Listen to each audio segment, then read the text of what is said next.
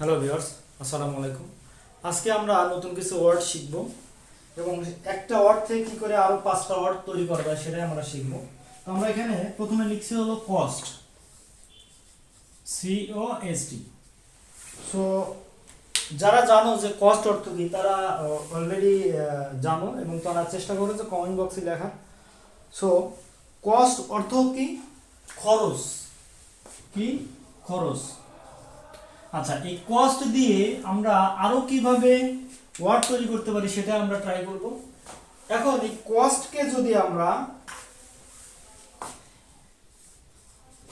একটা এ দিয়ে দেই তাহলে কি হয়? কস্টা। কি?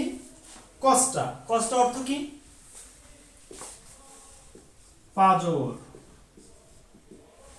কস্টা অর্থ কি? পাজর।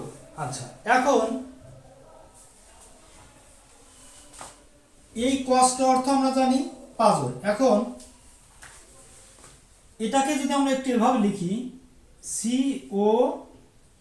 COSTA, তাহলে কি কোস্টা। কোস্টা এখানে একটা আমরা আর দিয়ে দিব, তাহলে কি হয়? কো স্টার। তো আমরা জানি কি স্টার মানে হলো অভিনেতা। যখন আমরা কো স্টার বলবো তখন কি হবে? সহ অভিনেতা। তাহলে আমরা এখানে কি লিখছি? এখানে সহ অভিনেতা। সহ অভিনেতা। তাহলে আমরা কয়টা ওয়ার্ড শিখলাম এখানে? আমরা শিখলাম কস্ট। কস্ট মানে কি? খরচ বা কোনো কিছুর ব্যয়, সেটা। একটা এরপরে শিখলাম হলো একটা টি এর সাথে আমরা একটা এ দিয়ে দিলাম, এতে করে কি হলো? কস্টা। কস্টা অর্থ কি? পাজর। এরপরে কস্টার সাথে আমরা একটা আর যোগ করে কি হলো? কো স্টার। কো স্টার। আচ্ছা, তো এই কো স্টার অর্থ কি? সহ অভিনেতা। আচ্ছা, এখন আমরা যদি COSTAR এই কো স্টার এটার সাথে আমরা একটা ডি দিয়ে দেই তাহলে কি হয়? কস্টার্ড। কি? কস্টার্ড। আচ্ছা, এখন কস্টার্ড অর্থ কি জানি আমরা? মেওয়া ফল। মেওয়া ফল। কস্টার্ড অর্থ কি? মেওয়া ফল।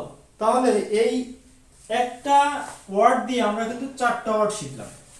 কস্ট, এরপরে কি? কস্টা, কোস্টার, কস্টার্ড অর্থ মেওয়া ফল। তো আশা করি এই ভিডিওটা ভালো লেগেছে। খুব ছোট্ট একটা ভিডিও, বাট যে ইনফরমেশন গুলো আছে এগুলো 1 বাই 1 শিখলে অবশ্যই মনে থাকবে। তো ভিডিওটা এখানে শেষ করছি। আল্লাহ হাফেজ, আসসালামু আলাইকুম।